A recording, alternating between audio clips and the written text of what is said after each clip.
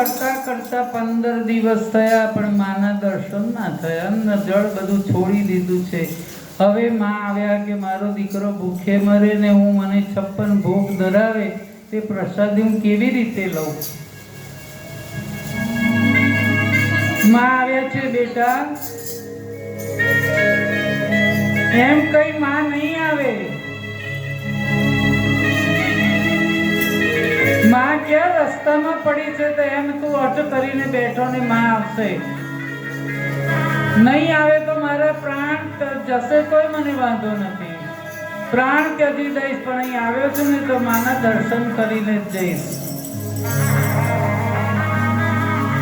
મોહે પ્યાર કરે ને માં દુલાર કરે ને ચલી આના મૈયા જી